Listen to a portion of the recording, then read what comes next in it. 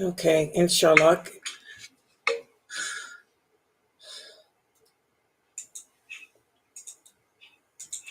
Okay, inshallah. Okay, inshallah. Okay. Can you guys hear me in Zoom? Okay, inshallah. Okay, inshallah. Yeah, we hear you. Oh, good. Fame is back. That's good. You got your eyes on YouTube. You guys hear me in Zoom? Oh, that's me. That's me talking. I had it turned up on my phone. Like, who is that? That's me. Okay. All right. Tell you, it gets confusing when you're working all these different computers. Is it 6 o'clock yet? I know I started early. I logged in early because I didn't want to be late. It takes forever to turn on all these computers. Hold on. I can't see who's in the Zoom room. Wait a minute. A few more minutes. Okay, let me put the thing on while we wait. Let me.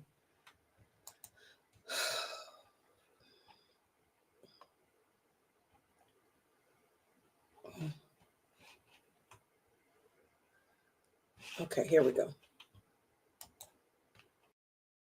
Let us not forget everything that happens is by the will of Allah. It's time to unite and stand, and we will be the best amongst men. It's not time to be extreme or do the unthinkable, but to stand together as one. Into Sunnah followers streaming every day, various platforms. Trust me, you'll find a way. Sunnah followers.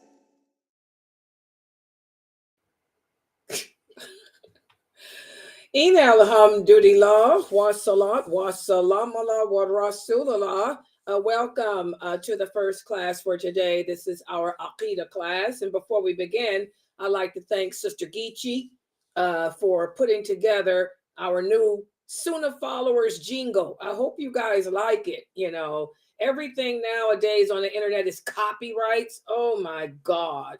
You know, and you got to pay for everything for any Quran. By the way, guys, even if you use Quran, do you know they have copyrights on that? They'll take your video down and all of that. So you have to make everything yourself. So I want to thank Sister Geechee, who's one of the, straight out of Brooklyn Rough Riders, old group back in the 80s. But mashallah, she's doing our jingles. And mashallah, that's good. I really like that. So let's get started. On a serious note, you know what I'm going to ask. What is the Fitrah? Anyone? What is the Fitrah? Who can explain it? This is what we've been speaking about for the past 2 weeks from the book entitled Diluting Wala Wal Bara. This is a masterpiece put together by Sheikh Kareem Abu Zaid. You guys know who he is. He's pretty popular. Okay? And I love the way he compiled this whole series, because this whole series focuses on what it means when we declare and test. Get that video out of here, somebody. I thought the video's cut off on the Zoom room. Do I have moderators? Do I have moderators? Here we go. No, only A was the host. Oh, Layla, I got to do everything myself. Hold on. Why didn't you tell me before class that we didn't have any hosts? Look at all this crap that's on. The whole setup is messed up. And I disconnected that whiteboard because the kids keep playing with it. Hold on for a second, guys. Let me figure out the Zoom room here. I just can never just have a good day.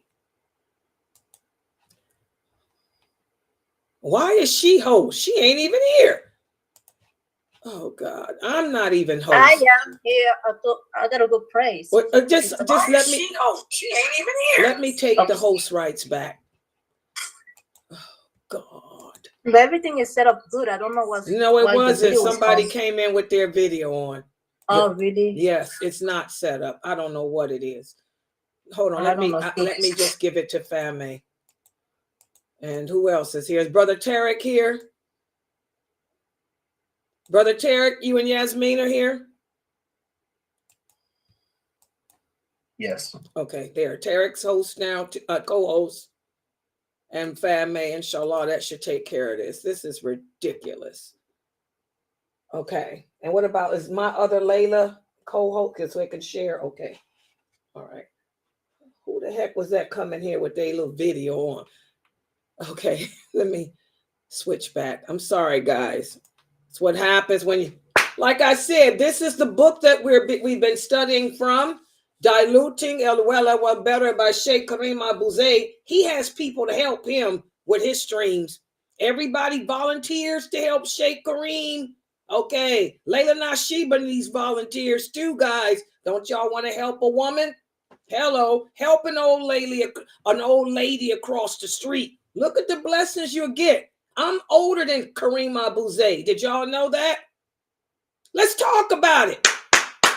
I am older than Sheikh Kareem Abu Zayd. So who wants to volunteer to help me? Help an old lady across the street. A lot of blessings. She doesn't have a husband either.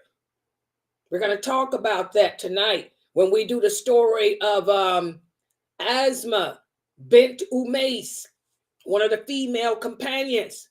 You get to see how the companions work. They knew a woman was single, didn't have any help. They volunteered, broke their necks to try to marry him. I ain't looking for no hands in marriage. Y'all can keep your dirty hands. All I need is some help across the street. Help an old lady. Volunteer to help me stream. Okay? Now, we've been speaking about the Fitrah for the past 2 weeks. How many of you Muslims understand what the Fitrah is? I've broken it down. I've put shorts out. Who can tell me what is the Fitrah?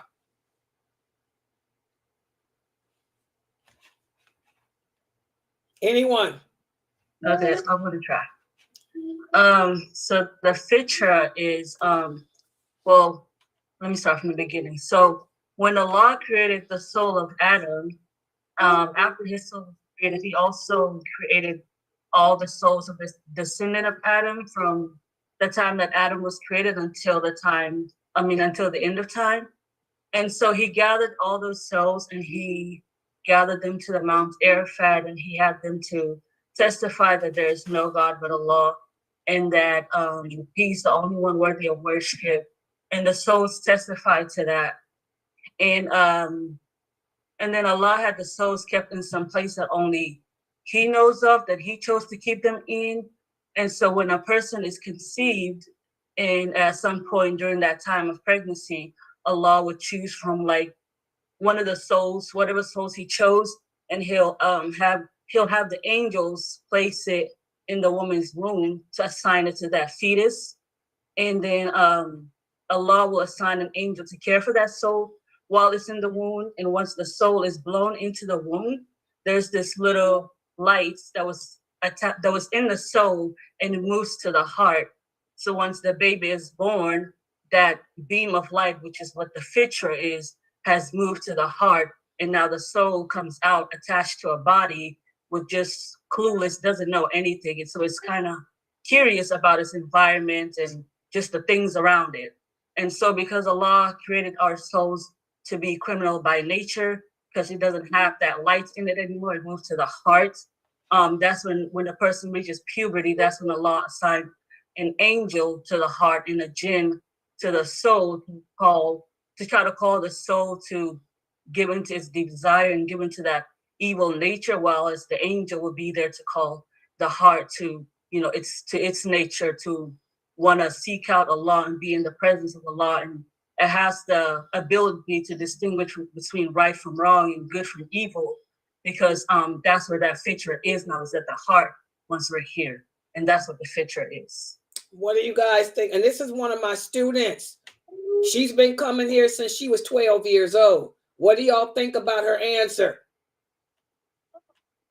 What do y'all think about her answer? She's a grown woman now with babies. She's a grown woman now, married with babies, but she's been coming here since she was 12. What do y'all think about her answer? What did you say? Who was on the mic? That was me. I said she hit it right on the money. Exactly. That's what the Fitrah is. And for the rest of you who I keep asking every day, I ask this question every day: what is the Fitrah? And no one can give me the answer. Now that my student is back from her vacation, one of my students, she gave the answer. Alhamdulillah. So now you guys see why English teachers, such as myself, why we get angry when we hear you guys butcher the English language by calling yourselves reverts. You are not a revert. You are a convert. Because when the word revert means to go back to your natural substance. For example, if a rock has formed, but originally it was a liquid, but it formulated into a solid substance. Revert means to go back to that liquid substance, to go back to the nature that you originally was composed or made of. So when you guys call yourselves reverts, you're saying that you are a soul. You're saying that you are reverting back to a soul. You're not a soul, because now you're a soul and you are a human being. And the Fitrah is not a part of the soul anymore. Where is the Fitrah? Where's the Fitrah? Is the Fitrah part of the soul? No, it's in the heart. Exactly. The Fitrah is in the heart, as Sister Fame detailed. So the word is not a revert. It's a convert. What does the English word convert mean? Convert means to take on a new ideology, a new way of life. The hadith of the Prophet. Explain the hadith of the Prophet, sallallahu alaihi wasallam, when he says that, when he talks about the Fitrah. Who can answer that and explain that hadith now? And I don't want it to be Fame. She knows it. Explain the hadith about children being born and then raised upon by their parents. Someone explain the meaning of that hadith now that I broke down the English words of the meaning of Fitrah and where it came from, what it is. Who can explain that hadith now? That hadith is talking about how since children are all born upon the Fitrah, Prophet Muhammad sallallahu alaihi wasallam was saying how it is the parents that shape them. Wait a minute, what does it mean to be born? You just skipped over it. What does it mean when the Prophet says that children, because see, y'all play the English Arabic. Don't use no Arabic. What does Fitrah mean again? What is a Fitrah? Now, tell me, what does the Prophet mean when he says children are born upon? Go ahead. Sorry. So they're born upon knowing that they're dependent on Allah, knowing that He is one. So they're dependent on Him for food, for shelter, for warmth, because that's all they knew. But, as they grow older, it's their parents who start shaping them into different religions or different ideologies and what they were born with. There. Y'all see how when y'all use English, you don't speak Arabic. So you don't understand the meaning of those Arabic words. Y'all make like one another thing. What is it I had to correct so many Arabic people on for making fun of you? Because you don't understand that witr, tahajjud, qiyam are all talking about the different prayers made during the different times of night.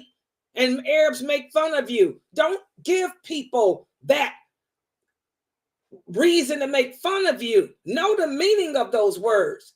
You know, Fitrah means we were born innocent because our souls are kept in that vault. So we already know. We testified to La ilaha illallah after Allah created Adam. My soul, your soul, we all testified to that. And we took on free will. He offered us free will. We were so stupid, we took it on. The rest of the creation, besides the jinn, refused it. Man and jinn were so stupid, we took on free will too. And we're going to talk about that a little later too. But the Fitrah means that embedded piece of light, that sliver of light that originally was in the soul, that's now been transformed into my heart. It believes in Allah. It knows that Allah is the only one worthy of worship. And it craves to be in the presence of Allah, because that's where it's been all its existence until Allah put it in your body. It's craving to be back up there with Allah. Okay? But the parents, they raise us upon whatever ideology, whatever belief system that they're upon.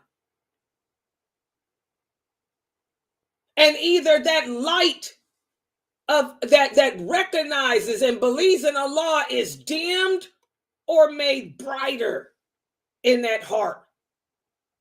And if it's dimmed, that's why human beings are always seeking what is their purpose. You're still searching for it. Even if you were raised as a witch, you were raised as a witch or a tree worshiper. That little sliver of light in your heart is still searching for Allah. Some people find it through Islam. Other people don't. And the ones that don't, that little sliver of light becomes darker, darker, darker until it burns out. So you're not a revert. You're not reverting back to the human soul. You're a convert. For those of you who were not raised upon Islam, total submission, your Fitrah finds that connection with Allah. And you convert to it. You embrace it. And that's why, by the way, this was a question that somebody sent me today. One of the sisters want to know, why is it that it seems like the converts that she know, the converts that she know are stronger in their faith? That's why. You searched for it. You found that connection with Allah that your heart's been longing for.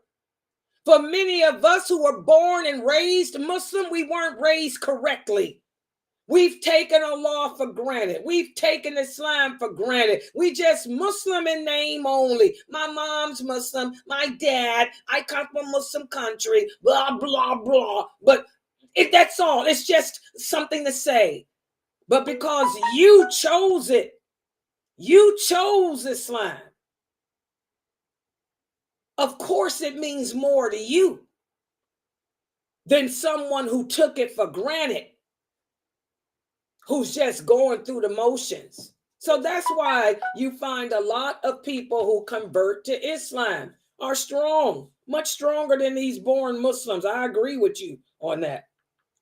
You know, I deal with, you'd be surprised how many born Muslims don't even know the basics of Islam. I don't get it. Those women and men y'all see protesting, many of them are Arabs. Look at how they dress. Look at how they look. Can't tell if they are Muslim or not. Subhanallah. So, mashallah, that's what the Fitrah is, the Fitrah. And like I say, I've been asking that question every day. And, you know, until you guys get it embedded in your mind, what it is. It's that sliver of belief that was in the soul that has been transferred into your heart since Allah put you in the body that you are vesseled in. Hello. What happens in the grave? We went over that. Somebody's asking. We're going to talk about that again in this class too, later on. Not now, but much later. Maybe a few months from now. Okay, when you're in your grave, what happens? The soul. Either the soul is being punished in the hellfire, or the soul will be in a green bird. But even though the soul is not within the body will still feel everything. That's the answer for the brother that asked that question. He wants to know, Sister Layla, will the body feel the hellfire if the soul is there? Yes, you'll feel everything. Don't try to figure out how. Just know that Allah can do whatever he wants to do. Okay? So even though your soul and body will be separated, your body will be in that grave, your soul somewhere else, the body will feel everything. Every beating, every reprimation, everything. Everybody got that? Okay, good job, Fame, and welcome back. All right, because all weekend you should have heard the answers we were getting. Woo, Lord, on that question.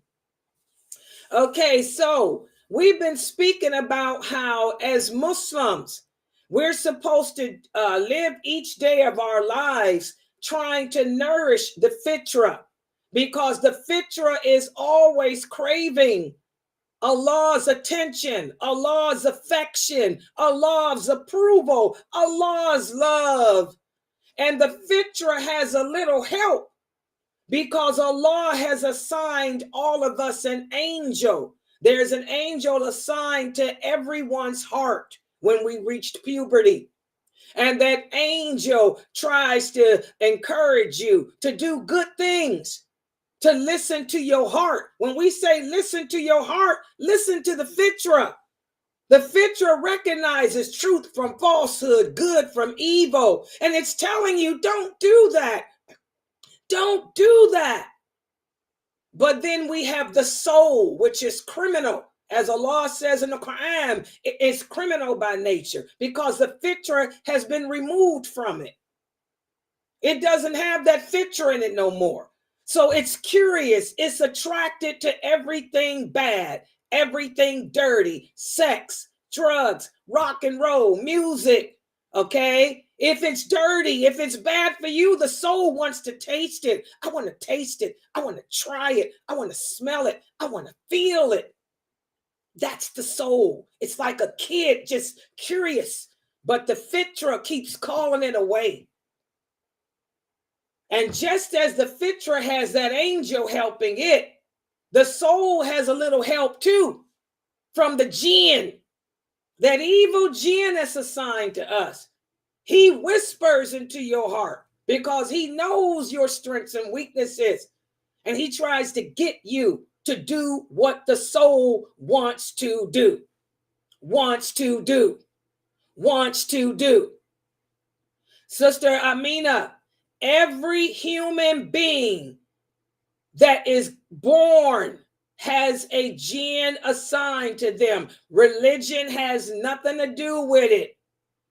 If you are a human being, once you get to the age of puberty, Allah will assign an angel to your heart and a jinn to you. That's every human being on planet Earth. It don't matter if you a Jew, a Christian, a pagan, an atheist, long as you are a human being.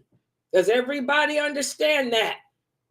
Once every human being reaches puberty. All right? So either you're going to listen to the soul or you're going to listen to your heart. Either you're going to give in to the whispers of your jinn or you're going to give in to the whispers of that angel. This is called jihad or nafs. And we're going to talk about that in another class a few months from now too. Okay? Sister Amina, what is the purpose of your jinn? You've been in the classes here for 30 years. Why did Allah assign you that jinn, Amina? You know this answer already. Tell me, why did Allah assign you a jinn? What's the purpose of that jinn, Amina?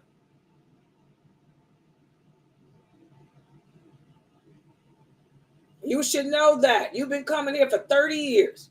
Why you don't know that?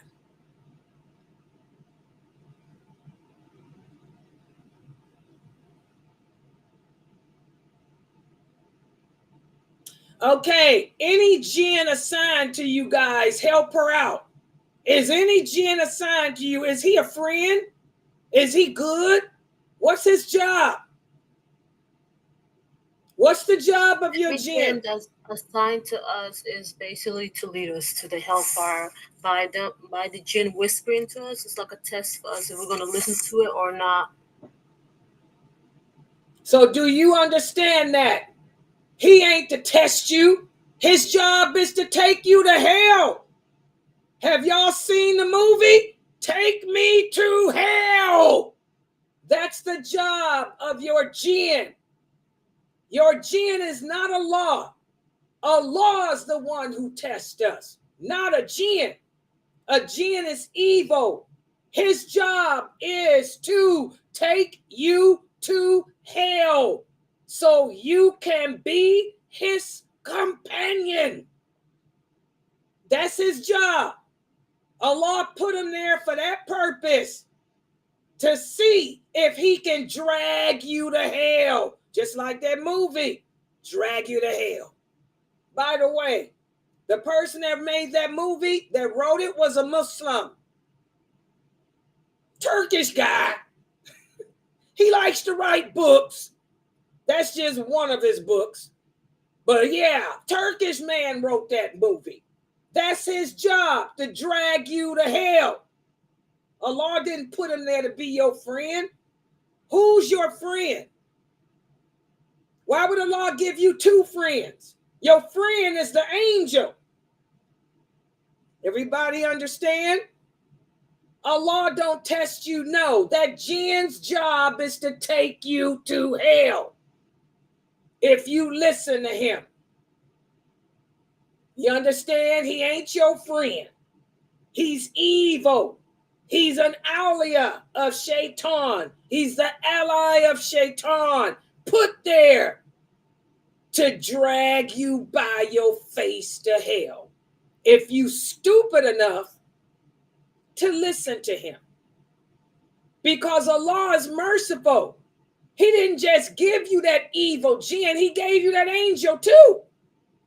It's up to you to either listen to the jinn who's dragging you to hell, or listen to the angel who's inspiring you to paradise. Your choice. See how merciful Allah is? Allah is so merciful to us. I give you two, a goodie and a baddie. The blue pill, the red pill. You pick. Your choice, since you were simple enough to choose free will. When Allah created our souls, we chose free will. So since we chose it, you got an evil jinn and you got a good friend. Who you listening to? Unfortunately, most of us listen to the jinn,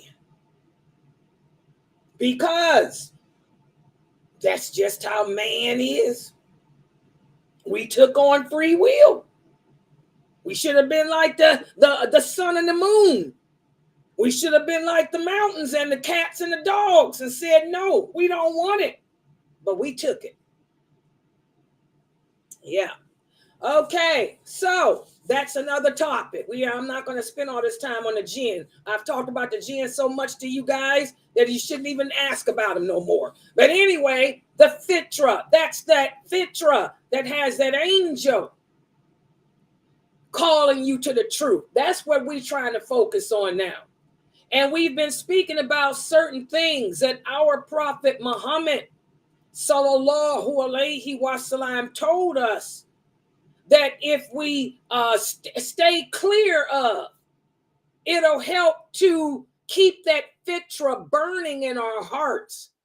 What are some of the things that the Prophet Muhammad sallallahu alaihi wasallam taught us to do that will help to keep that fitrah glowing? And remember, this is how merciful Allah is. Yeah, Allah gave us an evil jinn. That jinn is supposed to drag you to hell. But look how Allah made it. It would seem that most of us will be in paradise, because not only did Allah tell us the things that'll take us to hell, not only did he warn us what to stay away from, he also sent the Prophet Muhammad sallallahu alaihi wasallam as a guide to us. And the Prophet Muhammad broke it down to us how to save our souls, how to resist that jinn. But we don't listen. What are some of the things the Prophet sallallahu alaihi wasallam told us to stay clear of or to do that would help to keep that light bright that we've talked about so far? Go ahead, take the mic, people. Make dhikr, consistent dhikr, keeping our mouths moist with remembrance of Allah. Okay, that's one of the things the Prophet told us to do, to remember Allah as much as we can. Because that's one thing too. The jinn, that evil jinn that's assigned to your heart, that whispers to your soul, he ain't as strong as we make him out to be. All you got to do is say the word Allah and he'll go sit down. So that's why we say MashaAllah. That's why we say Subhanallah. That's why we say Astaghfirullah. Keep our tongue moist with remembrance of Allah. That'll make that little jinn go sit down, at least for a minute. He'll come back, but at least you get a minute's break. What else did the Prophet teach us to do that can help keep that light burning in our heart? To obey everything that he commanded us to obey, amen. Okay, to obey Allah. Yes, okay, but that's easier said than done. Keep good company. Okay, surround yourself around good that's company. what I want to hear. Practicing Muslims. Yeah, I want to hear what the Prophet told us to do. The Prophet sallallahu alaihi wasallam also said, surround yourself with righteous people. Be careful of the company you keep. Surround yourself with Muslims. Wala wal bara.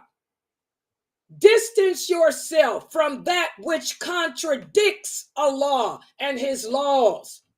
Distance yourself from that which imposes upon our morality. So good company is very important. Who we choose to be with. Layla don't hang with no weak people. I keep telling y'all, weak Muslims can't hang with Layla. All the sisters that's close to me, I ain't got but 2 friends. Latifa, she's deadly. We done punched a lot of dudes in the nose and broke their noses, me and Tiba. And Aisha, by the way, Aisha's the president of CARE now. My other friend, she's the president of CARE. So I don't hang around with weak people. All right. What else did the Prophet tell us to do? Seek forgiveness and seek. Before we get to all of that stuff, what did he tell us? Listen to the question. The Prophet told us there are some things. We didn't talk about forgiveness. The Prophet said there are some things that we can do that will keep the light of that fitrah burning. Number 1, remember Allah. Number 2, surround yourself with good people. What else did we talk about? Seeking knowledge. Yes, that's the number 1. Yes, the Prophet said always seek knowledge of Allah. The more we know about Allah, the closer we become to him. Okay, what else did we talk about? Giving charity, do good deeds. We didn't talk about that. Oh, I thought we was talking about in charity. Oh. Y'all missing the main thing. Listen again. Oh, what? Sorry. Things that we can do that will keep the light shining. Number 1, seek knowledge of the religion. Number 2, remember Allah as often as we can. Number 3, choose good people to surround yourself with. What's the 4th thing? Performing religious rites and rituals. No, not really. Y'all missing the 4th one. Good company and good what? It's real important. We spent 3 days talking about it. Your environment. Environment. Why come y'all can't get that? So that's what's important. What's important? The Prophet said, sallallahu alaihi wasallam, number 1, seek the proper knowledge of Islam. Learn the religion correctly. Understand what la ilaha illallah means, what it entails, because that's what's going to be your source of strength, even when times are hard. So seek knowledge on a regular basis. Number 2, surround yourself with righteous people. That's why it's important to have a strong Islamic community behind you. Remember, we're living in a non-Muslim environment. We're living in a secular environment. Community. A strong Muslim community is everything. Number 3, environment. Make sure that the environment is good, the Prophet taught us. You know, you don't want to be in an environment like drugs and sex and all of that. That's going to dim your light. Okay? Those are the top things, guys. The top things, the top 4 things that the Prophet sallallahu alaihi wasallam taught us to do. Those 4 things. That's wala wal bara. Our allegiance is to Allah, to the Prophet, to each other for a reason. Because as the Prophet sallallahu alaihi wasallam said, the biggest weapon that we have against shaitan is each other. Because we remind each other. We encourage each other. We support each other. And then we distance ourselves from any ideology, any lifestyle, any way other than the way of Allah. Everybody understand that? That's how we keep that light burning. Okay, so today what I'm going to do, let me put the PowerPoint up. I did post up for you guys to read pages 47 through 49, because that's what we're going to focus in on today. And let me put this PowerPoint up. And again, I want you guys to take screenshots. What is this? Oh, can y'all see that? This is Twitter. Is that Twitter? Okay. For the people in Zoom, I'm sharing you guys to Twitter. For everybody else, let me put you to my PowerPoint right here. Here it is. Oh, let me put everything down too. Is that okay? Wait a minute. Let me do all this. And by the way, guys, please support us. We need donations to cover our website expenses, man. Oh my God, we're getting ready to go under again. It's just, this website is so stressful. Okay, hold on. Hold on, let me do this. Oh, there it is. And I'm gonna make a big screen. And when I put the whole PowerPoint up, guys, make sure y'all take screenshots and print it out, staple it together, attach it to page 47 of your books, okay?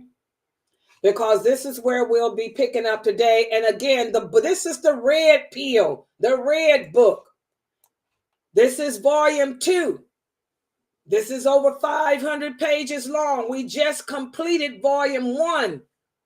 It took us over a year.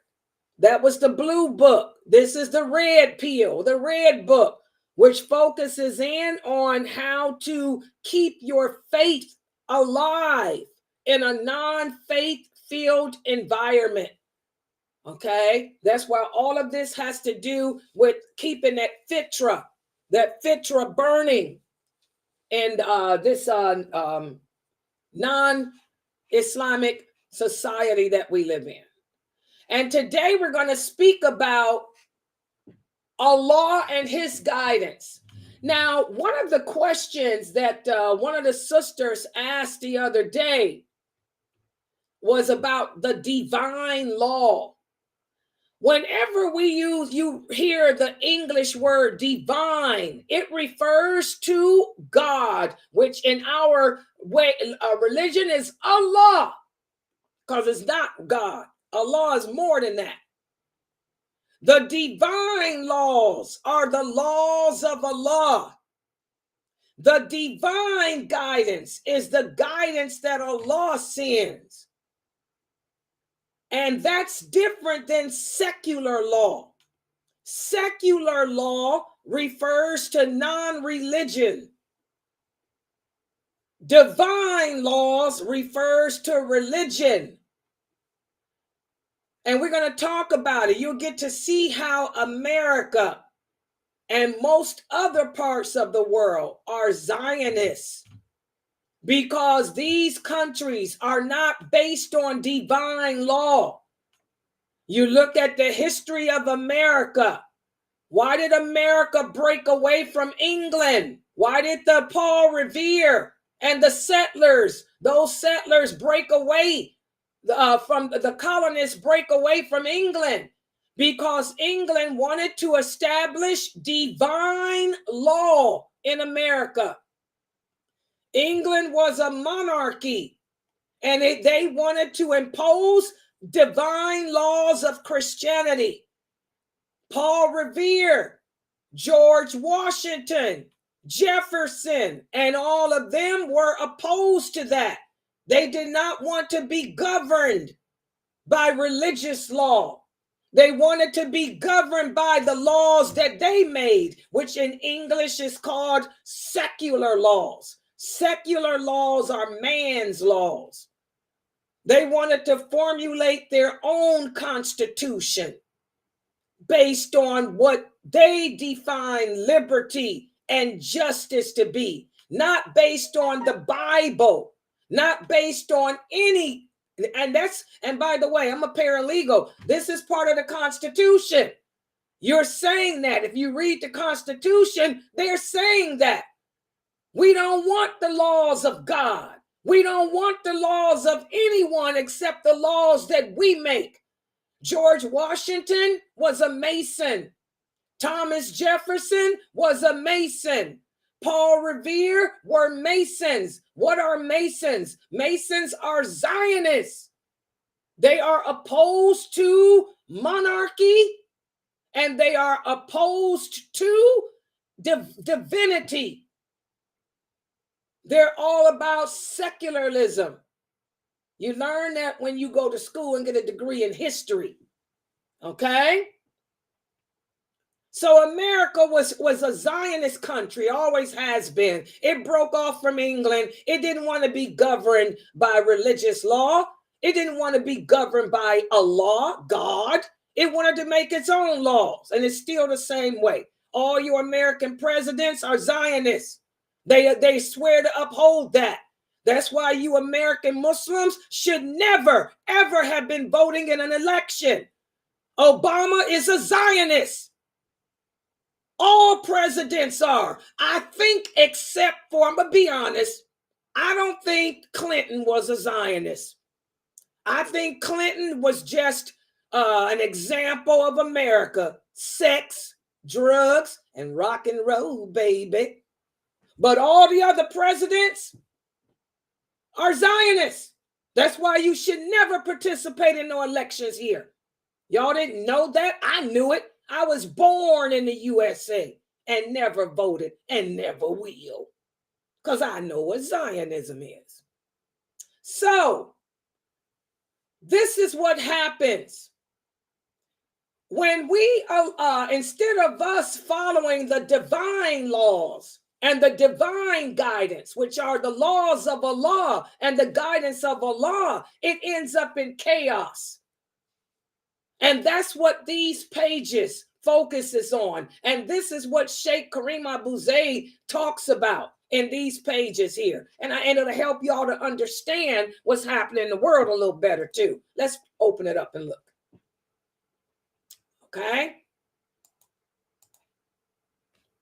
In a secular society, which is America, which is the United Kingdom, which is Canada, which is most European countries, it's Australia.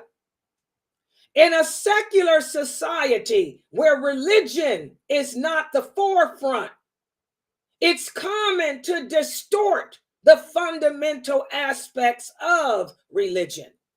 Again, that's America's Constitution. Indivisible, with liberty and justice and justice for all. It ain't about no God. It ain't about no what God said. It's all about doing what you want to do. A democracy. And by the way, Islam is not a democracy. We don't believe in a democracy. That's another reason why you shouldn't have been voting in no elections. Y'all were listening to those brothers down there in Texas and stuff, telling y'all to vote. What does Allah say about a democracy? We ain't no democracy. This ain't no pick and choose and the majority rule. We should have been doing better. When you come to America, seeking that green card, seeking that life of goodness, understand you have to do better. Wala and well better. You have to distance yourself from those things that contradict our way of life. But instead of doing that, you people gave into it. You become westernized. You've allowed the secular society to distort your principles of faith. And those principles of faith are crucial to the spiritual well-being of yourself. They're crucial to the spiritual well-being of your children. Your Islamic ideology becomes distorted. You end up questioning the existence of Allah. You end up questioning His laws, His rules. That's why your children are not wearing hijabs. That's why your daughters are not wearing abayas. Your boys don't have beards. They got dreadlocks. This is what happens when you come to a secular society in which religion is not the forefront. You question your beliefs and you fail to acknowledge that there is a day of judgment. So as Muslims, it's necessary to address the challenges that we have to face living in secular societies, just to preserve our belief and to nurture our fitrah. It's hard to nurture your fitrah in a secular world. And unfortunately, guys, most of the world is secular, even the Arabic world. I'm not going to be deluded. You will go to Saudi Arabia and see that it's distorted there too. You can go to the Emirates and see it's a secular society too. Don't be twisted. Okay? So by recognizing and understanding the challenges that come with living in a secular world, we can better navigate through the hardships that we face in regards to our religion. But the problem is most Muslims don't recognize the challenges. Most Muslims don't understand the challenges. Why? Because they don't understand their religion anymore. They don't understand what Wala Wal Bara is. They think a person like lailanasheeba, a person like Sheikh Kareem Abu Zayd, a person like Sheikh Muhammad Saeed Atli, a person like Dr. Ibrahim Jamali, a person like Sheikh Mustafa Morsi. They look at us and think that we're extremists, that we're fanatics. What's the term they called me the other day? We're pseudo-Salafi. That's the new term I heard. Pseudo-Salafi. Because we are trying to, remind you of the complexities that we have to deal with living in a non-religious environment. Okay? So the concept of Allah's law and the concept of Allah himself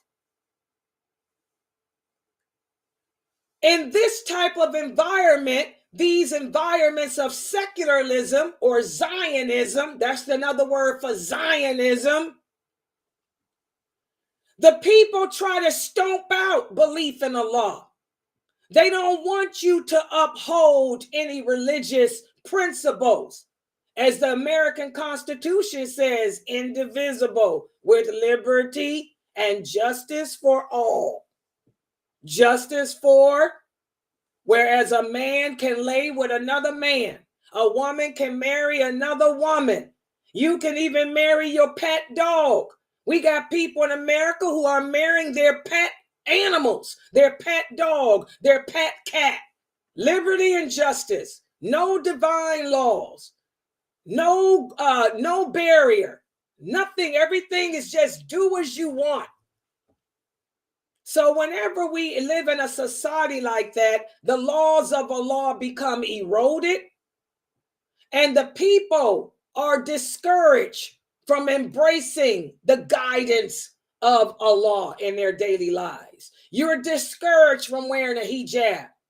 They try to tell your daughters that your daughters are oppressed because they have a hijab and an abaya on. That isn't it free? Isn't it better to show your body parts? Your sons are discouraged from combing their hair and wearing thobes and beards, and instead told to let it grow like a dreadlock and to wear their pants underneath their derrieres. Okay? So by sowing the seeds of doubt, these secular societies undermine the foundations of our faith, and they lead us to detach from that spiritual connection with Allah, to detach from that moral guidance where Allah made Eve, not Steve. Allah made Adam, not Havana. Okay? They distort Allah's names and attributes in their pursuit to negate his essence. The people in secular societies, they liken Allah to his creation, blurring the line between Allah and his creation. And this leads to ridicule and mockery of Allah. You turn on TV. One of the things I hated about that country that hosted the Olympics, Qatar, they had that black actor, and I can't stand him. Look at him now. He's all broke down. That black actor, he's a witch. He'll tell you he doesn't believe in God. In fact, he played the role of God. That was his sitcom. He played God, Allah. And they had him in Qatar with that speech he gave to that little, it was just ridiculous. I saw through it. The people in knowledge, we can see through all that garbage. Look at him now. He all broke down. I heard he fighting for his life. Allah don't like that. Allah don't like you to come and try to liken yourself to him. He's a witch and been likening himself to Allah, playing God in that TV series for years. And now you sitting in a Muslim country while somebody is reciting the Quran, making your ridicule of it. Look at him now. Broke down. Muslims today, we allow these type of environments to destroy our faith, diminish our belief to the point where we don't know the names of Allah. We don't know the attributes of Allah. We can't break them down. I got a class I teach once a week. Y'all struggling with it. You're struggling. You're getting better, alhamdulillah. But you don't know the meaning of those names of Allah. You can't apply them to yourself or to your interaction with others. And as our Prophet Muhammad said, until we understand those names of Allah and implement them in our life, you will never be a true believer. Subhanallah. So I want y'all to understand that's the goal of a secular society, which is a Zionist society. The goal of Zionism is to weaken the impact of religion from the hearts of the people and to distance the people away from Allah, away from morality, and instead to adapt the ideology of man's laws, man's occupation. Man wants to occupy the earth and establish his own rules, his own laws. That's always been the desire. That was what America was founded on. Okay? That's what Australia's founded on. Canada. Most European countries, not just Hitler's. Zionism. Get away from Allah and belief in him, and instead adapt belief in man. But we need Allah's guidance. In a secular society, there may be attempts to minimize the values and teachings of Allah's guidance. That's why you find people making attacks on religious scriptures. That's why you find people taking the verses of the Quran, misconstruing the meaning of them. We even got so-called Muslims doing that. We got Muslims now telling you that it's lawful to smoke marijuana. They're taking the verses of the Quran and misconstruing the meaning. We got people who call themselves Muslims telling you that it's okay to have slaves when there are no slaves right now. It's okay to take a woman as a right-hand possession when that ain't happening. We ain't in no war. So, unfortunately, we're faced with this secularism, this Zionism, even in the Muslim populated world. This is one of the signs of the last hour. The Prophet Muhammad sallallahu alaihi wasallam said Islam will become strange. The Sunnah will become abandoned, forgotten. The people will issue fatwa that goes against what Allah says, that goes against what the Prophet said. They will adopt their own ideology, and the other people will be stupid enough to follow them in that. We need Allah's guidance because Allah doesn't make mistakes. All of Allah's laws are for our betterment. All of his obligations are for our betterment. Man makes mistakes. Subhanallah. Okay?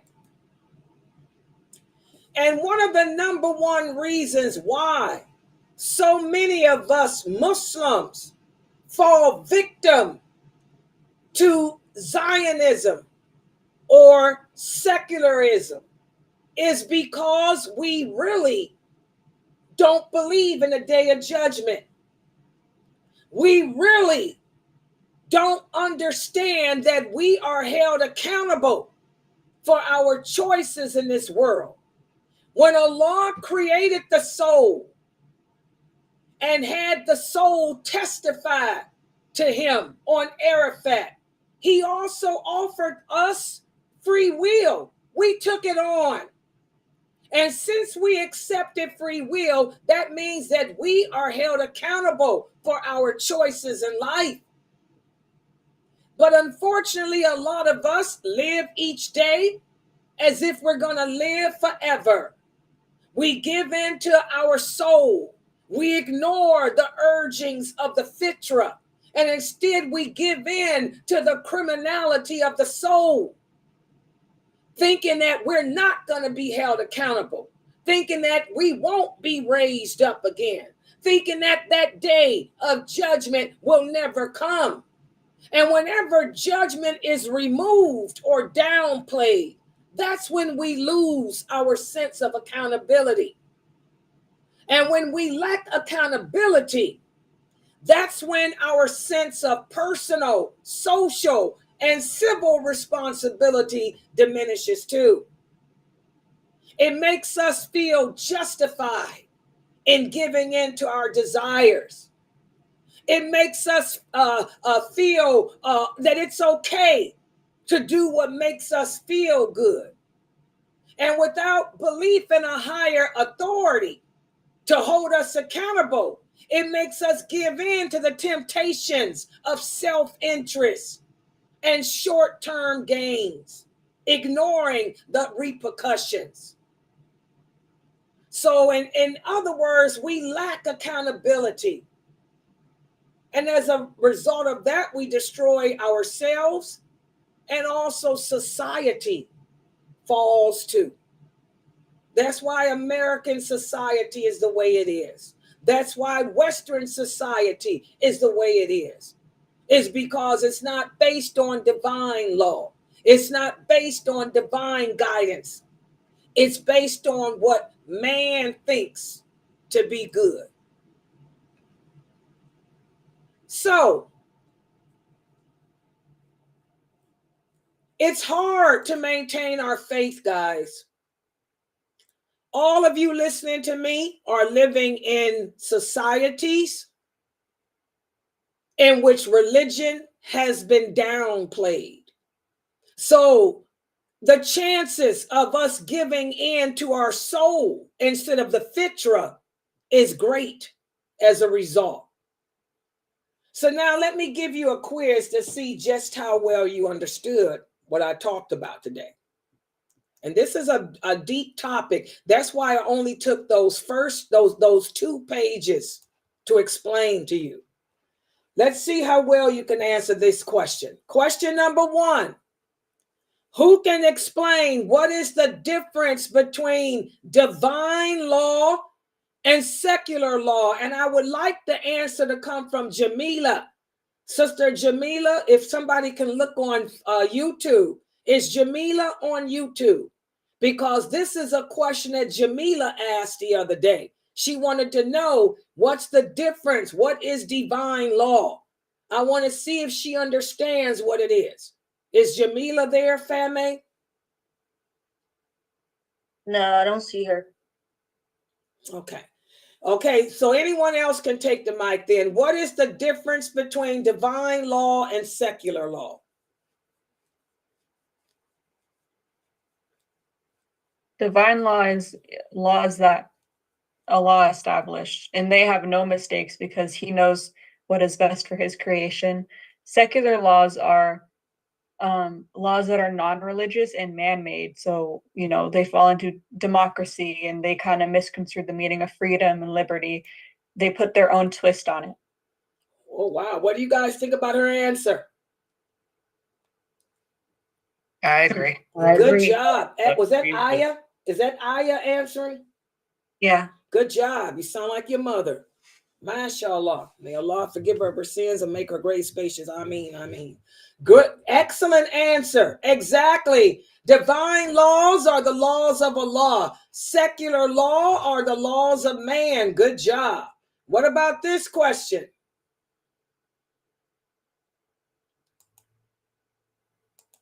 Wait a minute. Okay, here it is. How does a sense of accountability impact one's choices or decisions?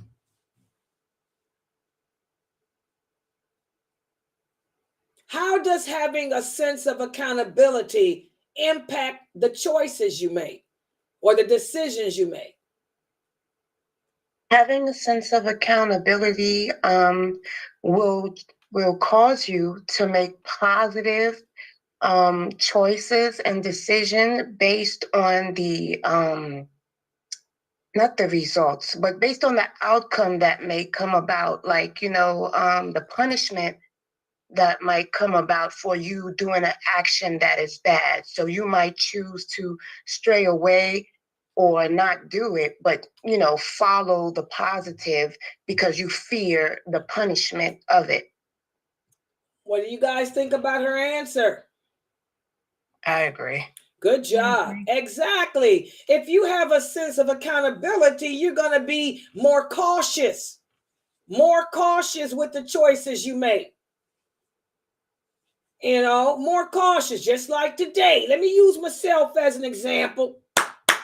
My granddaughter came over. Y'all know the little bad one, by the way, the bad one getting ready to wear hijab. Can y'all believe it? See what happens when you throw them out? Now she all about hijab, jilbab, and, it's all about the deen. She coming here talking about the deen. Oh, alhamdulillah. But then, after she left, I said, well, why don't I go out to take myself out to eat? Just go out. I'm a single woman. I ain't got no time clock to punch. I said, let me just take myself out to lunch. I'm going to go up here to, used to be one of my favorite restaurants, Fridays. Got in her car, because she took mine, got in her car, drove to the restaurant, got out the car, some little young bloods, y'all know it, Italian stallions drove up in a little sports car, little BMW, looking like my friend Aisha's car. Got out their little sports car. Oh, ma'am, you look so nice today. I said, oh, thank you. It's time to go home. Got in my car and drove all the way back home. I didn't go to lunch. I came home and started doing my internet stuff. You're going to make better choices. I said, now I can go in that restaurant.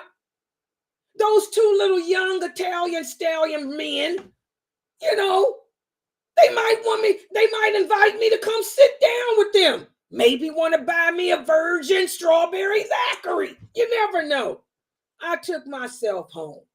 And my granddaughter told me I was crazy. When I told her, she said, "Ma, you so crazy." But, I'm afraid. Seriously, guys, y'all know I got anxiety. You never know.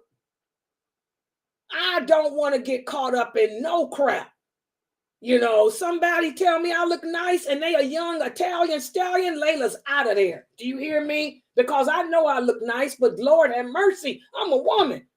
You old enough to be my great-great-grandson. I'm out of there. Subhanallah. So again, a sense of accountability will cause you to make better choices for yourself. My home is better than me, guys. I don't go out nowhere. I'll just DoorDash. If I want some Friday steak, I'll DoorDash it and just eat here with my little cat, subhanallah. So it'll make you make better choices and decisions. All right. We have answers on that from YouTube. Sister Sakina said, a sense of accountability will make you consider the punishment before making choices in our life. And Sister Jamila just came in and she said, we are responsible for our action and our choice. We make in life. So don't be easy and be misled. Good job. Sister Jamila's here, right? Hold on. I'm getting ready to log in. Hold on, guys. Jamila, don't go nowhere. What is the difference, Jamila, between secular law and divine law? Jamila, what is secular law and what is divine law? What's secular law and what's divine law? Sister Jamila.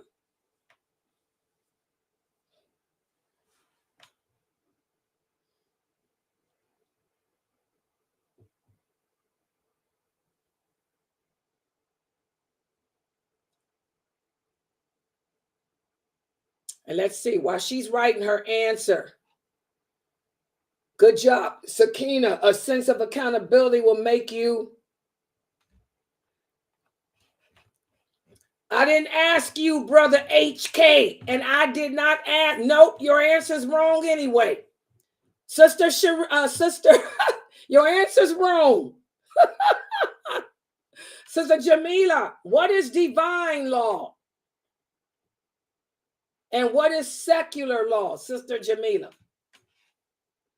Okay, Jamila said secular law is the worldly law. Okay, good job. Now, what is divine law? And brother HK, pay attention. Your answer's wrong. What is divine law, Jamila?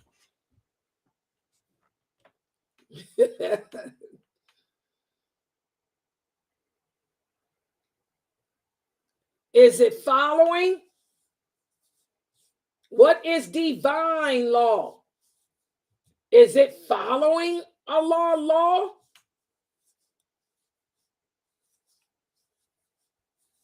What is divine law? This is not Arabic. This is English.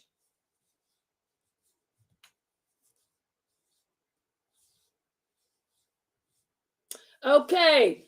Somebody explain what is, let me see who else is here I can ask.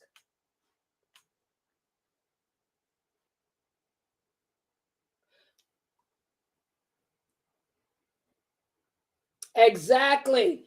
Okay, I want you guys to write this down. This is not Arabic. This is English. Divine is an English word. Divine means from Allah, from God. From God. From God.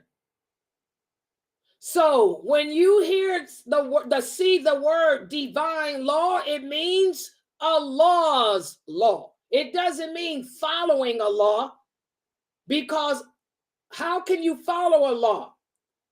Divine laws are written by or are from Allah. Do you understand, Sister Jamila? Divine laws are the laws of Allah. Allah made those laws. If it's a divine law, where did it come from? Did it come from you? Did it come from me? It came from Allah. That's a divine law. Divine means from God. Everybody understand in English? Okay, everybody understand that? So divine law. Give me an example of a divine law, Sister Jamila. Give me an example of a divine law, Jamila. Yeah, give me an example. I know you typing, so yeah, give me an example of a divine law.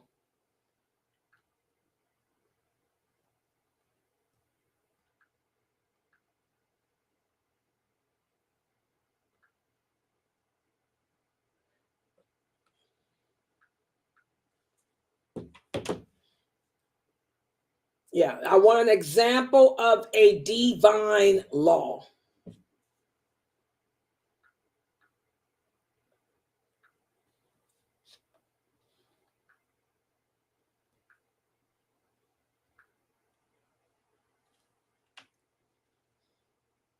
And while she types an example of a divine law, I want somebody in the Zoom room to give me an example of a secular law.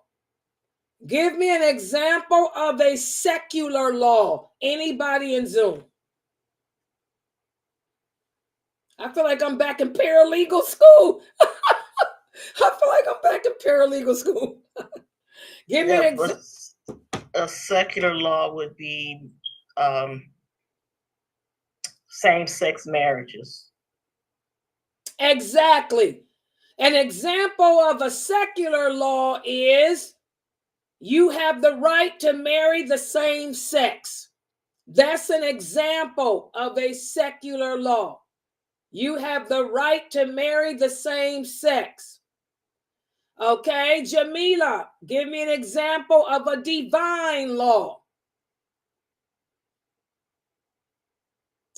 Can anyone in the Zoom room give me an example of a divine law? Wearing a hijab is a law from Allah too. That's a divine law. What? Which one? Wearing a hijab. Okay, exactly. Wearing a hijab. Drawing your veils over your bosom. That's an example of a divine law. Okay, divine laws are the laws from Allah. Secular laws are laws from man. America broke off from England because the early settlers, the colonists, did not want divine law anymore. They did not want to live by the divine law. They wanted to establish their own law, and they did not want a monarchy. They wanted a democracy. That's Zionism. They wanted to occupy the land, to take occupation of America and establish their own constitution, their own laws, and not divine. Zionism. What was Jefferson's religion? Mason. They were all Masons. Yeah.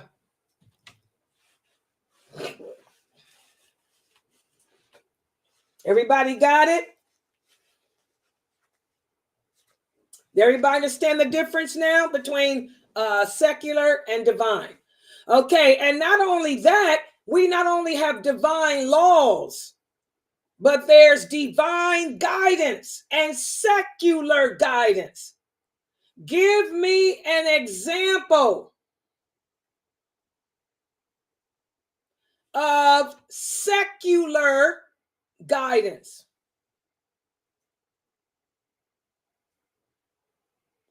Give me an example of a secular guidance.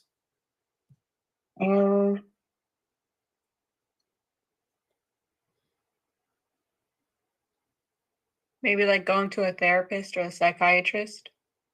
Yeah, could be. Could be.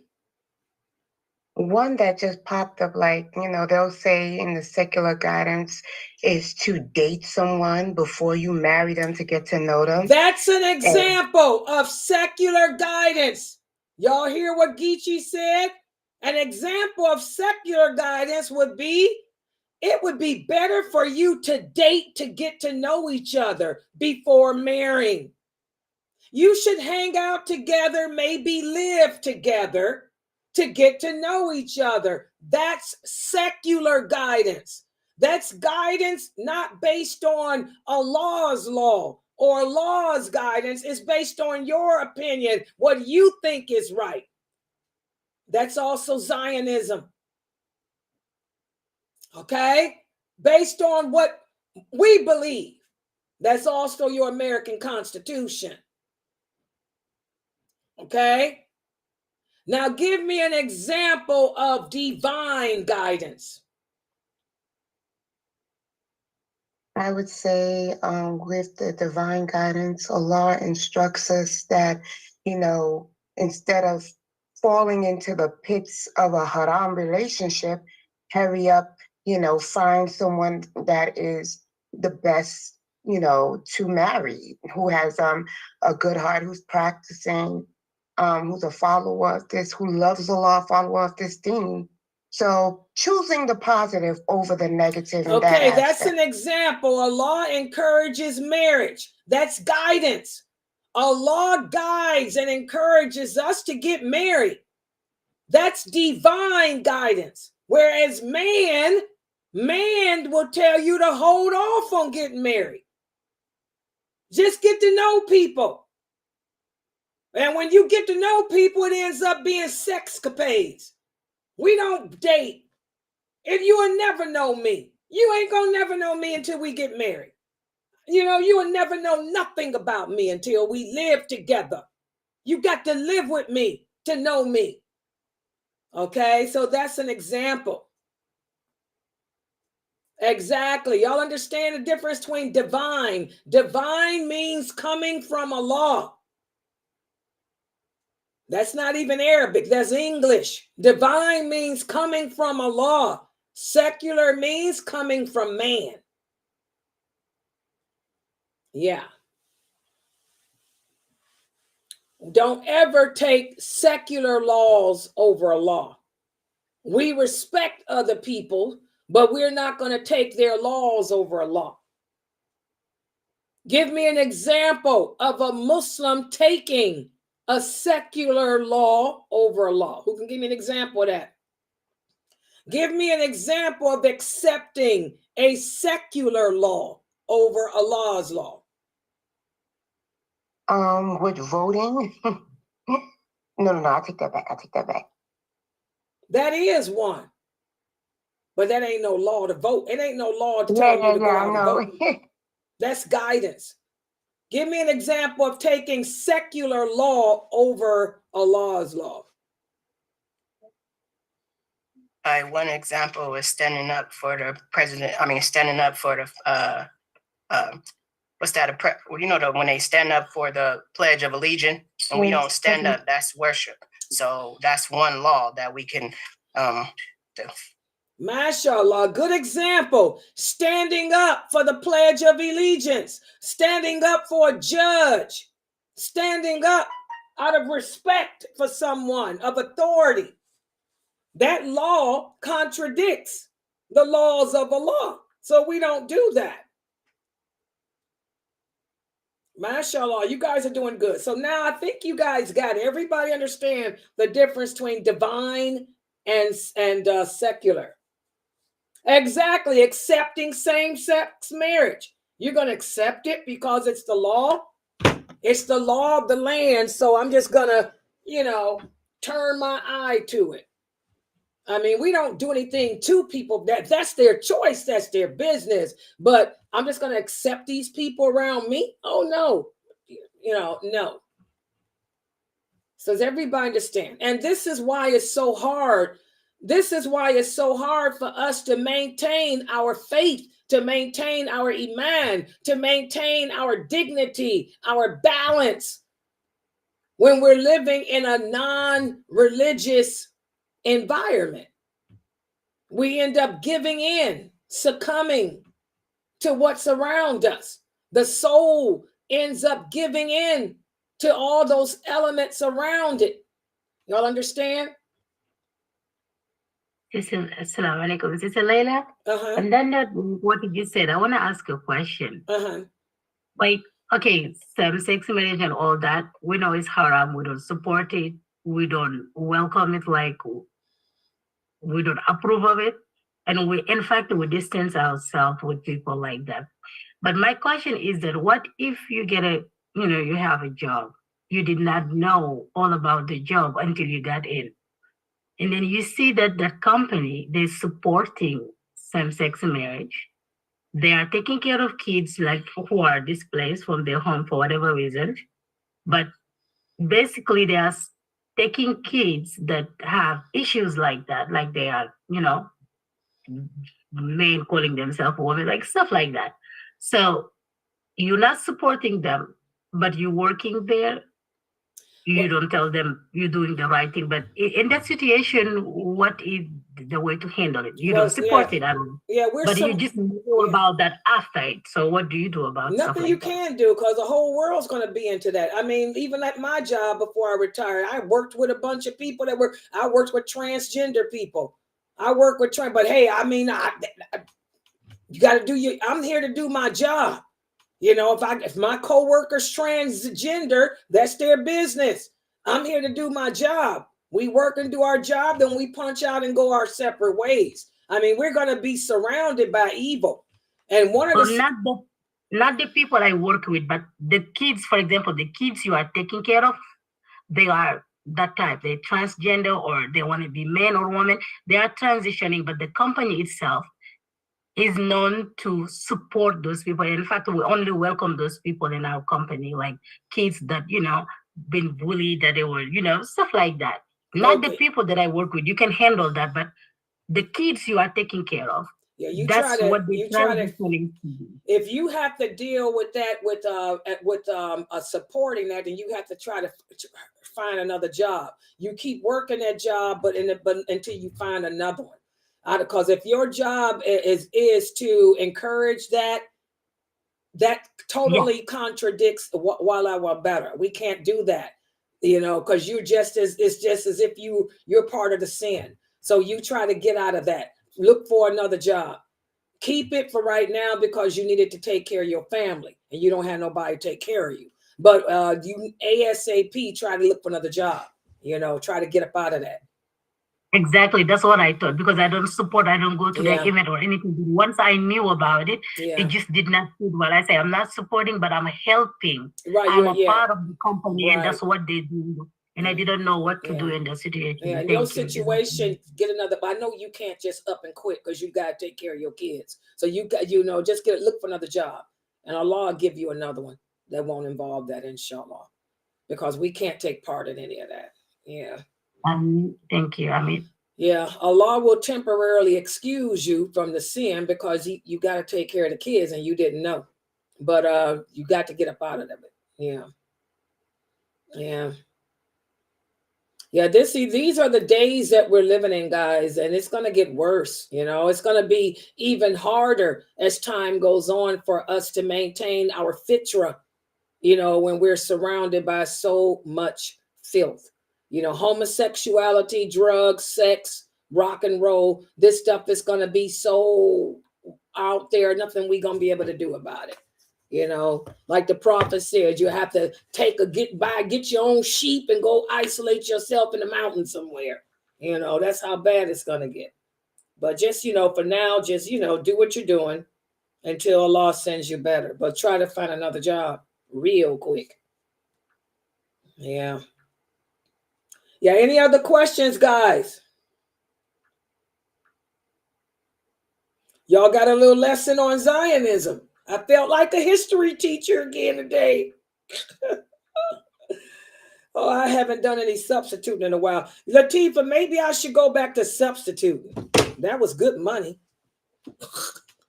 Yeah, that might be a thing to do. But it did feel like today was like a history lesson because a lot of those things about Zionism, I knew some about Zionism, but I didn't think about how detailed it really is with all the things that's involved with that. Didn't you learn that when you were a teacher? Didn't you have to learn that? Girl, how many years ago that's been? I got that photographic memory. Yeah, once I learned it for the moment, and then it's gone. Then you forget it. I kept, what else? I'm gonna tell y'all something. How many of you saw that show? That's what keeps it. One of my favorite shows is the black lady with the guy that came back. That show is that's another Muslim wrote that show too. What's the name of it? The black lady and she was married. Now she was the partner. He was living back in George Washington days when George was a pump. The thing with the head. Come on, Latif. That show I was watching. I told you to watch it. Because it was so good. They were Masons. See, they bring out how Jefferson was a Mason, George Washington and all them were Masons. And they did this with the White House, which is true. The tunnel, which is true. The White House has that tunnel underground. That's where Jefferson and George Washington and them would meet with their Mason code. What was that show? Ichabod. His name was Ichabod. Oh my goodness. The black Ichabod. It was a black and the black lady. Yeah. Ichabod Crane. Y'all know what I'm talking about. What was the show? Ichabod Crane and they based it on that Hollow. Sleepy Hollow. That's it. Sleepy Hollow. Okay. Sleepy Hollow. You girl, that's why I like Sleepy Hollow. If y'all ever watched that series called Sleepy Hollow, that's what it's about. It shows how George Washington and all them were Masons and how they overcame the England. They were fighting for that Zionism. That's a good show. It's about 7 seasons. I was addicted to that show because I like history. Yeah. You know, Sleepy Hollow. I want y'all to know a lot of folklore. You learn that too. A lot of folklore is based on truth. A lot of folklore is based on truth. They mix truth with fairy tales, you know. And that Sleepy Hollow, Ichabod Crane was a real man, guys, who did live. He lived back then. Sleepy Hollow is a real place. But wasn't that all about the headless horsemen and all the that? headless horsemen, y'all know what that represent? The 4 horsemen. The Bible.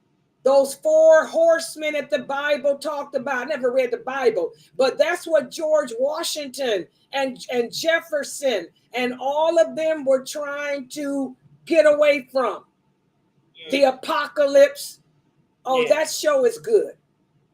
If you ever want to watch a show that shows you how Zionism began in America and shows the other side, the true side of George Washington and them that the public don't talk about, watch Sleepy Hollow. Right. It was good.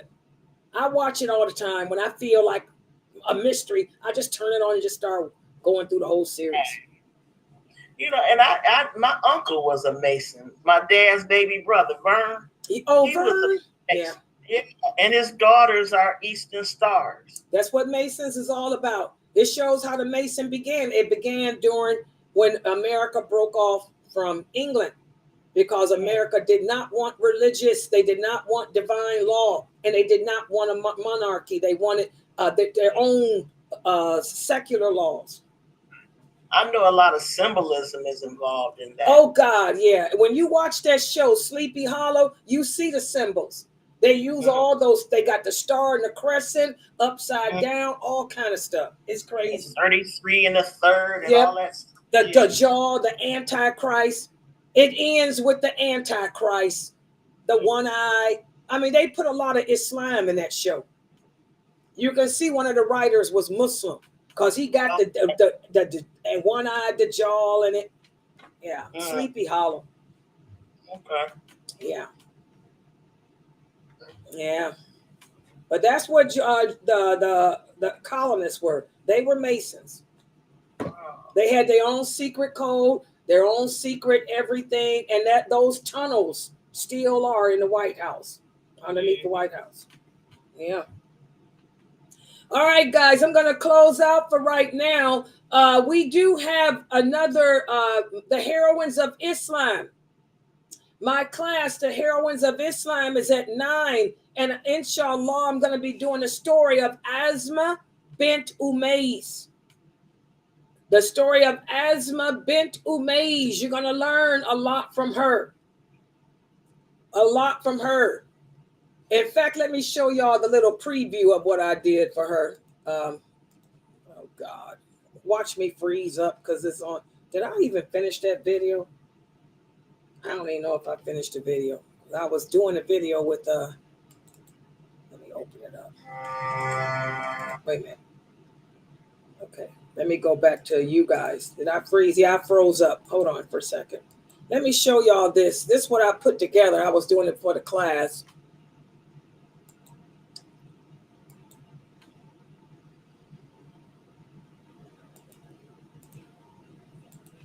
Let me know if this is going to show up for y'all.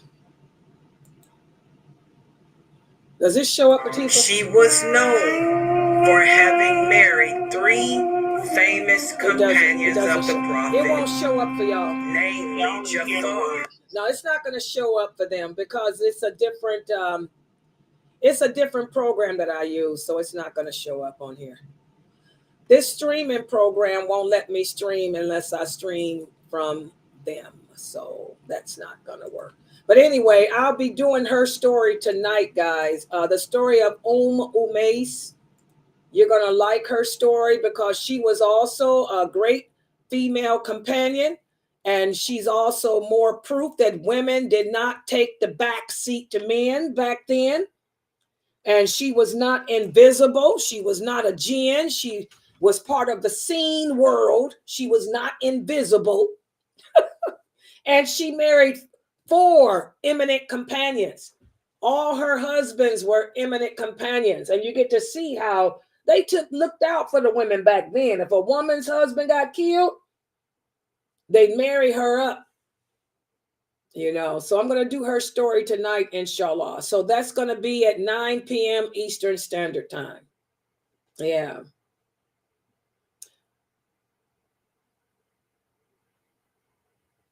Okay, brother HK, what's your question? You type so much, you don't get a chance to hear the class.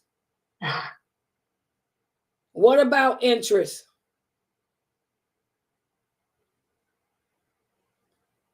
What about it?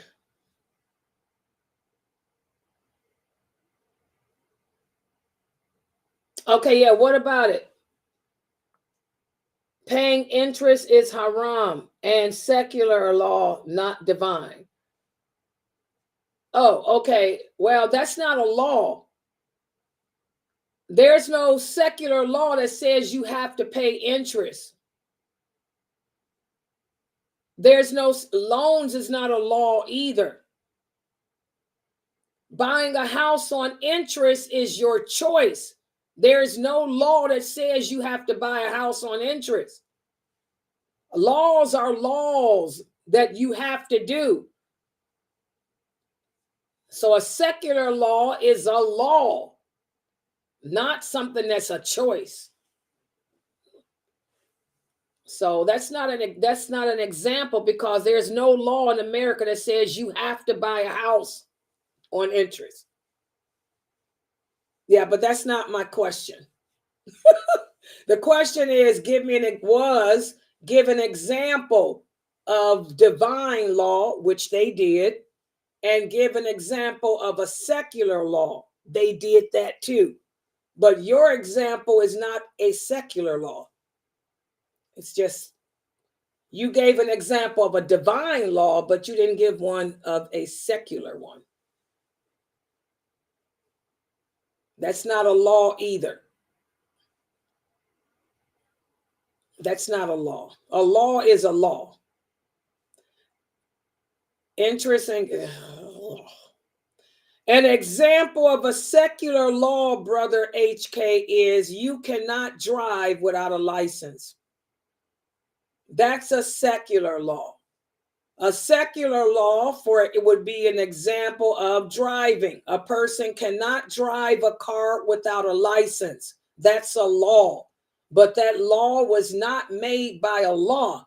That law was made by man. Another example of a secular law is, like she gave, 2 men can marry each other. 2 women can marry each other.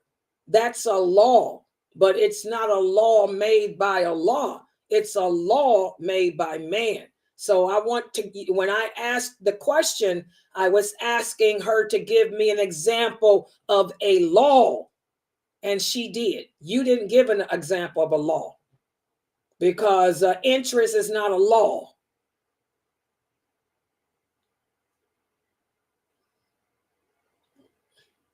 Another example, if a person commits voluntary murder, he can do life in prison. That's a secular law. That's a law made by man. If a person commits murder, intentional murder, then it's an eye for an eye. That's an example of a divine law. So laws are laws, not talks. All right. Yeah. But question. Yeah. Adoption, would that be a secular law? Yeah, because America's got different laws on adoption. Yeah. Okay. But they're not made up by Allah. They're made by man. Right. Depending So on what state you live in and all that. Yeah. Any laws made by man are secular. Yeah. All right. Okay, guys, I'm going to log out. I'll be back at 9. Subhanakallahumma wa bihamdika. Ashhadu an la ilaha illa anta.